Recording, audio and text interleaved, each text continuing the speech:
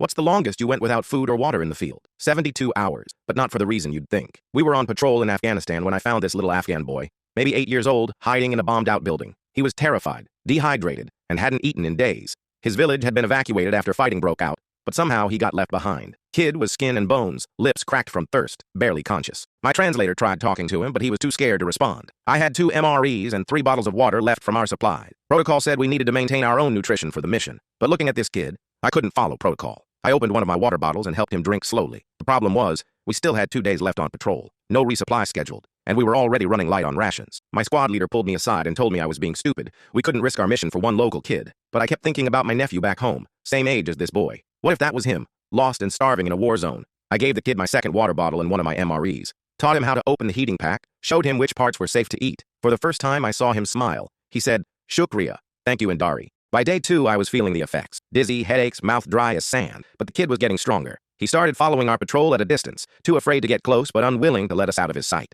On the final day, I was stumbling. My squad mates started sharing their water with me, even though they were rationing their own supplies. Nobody said anything, but they knew what I'd done and why. That's when we heard helicopter. Our extraction was early, but they also brought supplies and a medic. When the medic saw the boy, he immediately started IV fluids and called for a medical evacuation. While we waited for the medevac, the translator learned the boy's story. His name was Ahmad. His parents were killed in the fighting, and his older sister was looking for him in a refugee camp 2 provinces over. The medic told me later that if I hadn't found him when I did, Ahmad wouldn't have survived another day. 3 days without food or water in that heat would have killed him. 6 months later, I got a letter through the Red Cross. Ahmad had been reunited with his sister and was living safely in a refugee camp. The letter included a crayon drawing of a soldier sharing water with a little boy under a big yellow sun. At the bottom, in careful English letters, someone had helped him write, "Thank you for the water. You saved my life." I still carry that drawing in my wallet. Every time I see it, I remember that sometimes the most important mission isn't the one they give you. It's the one your heart chooses.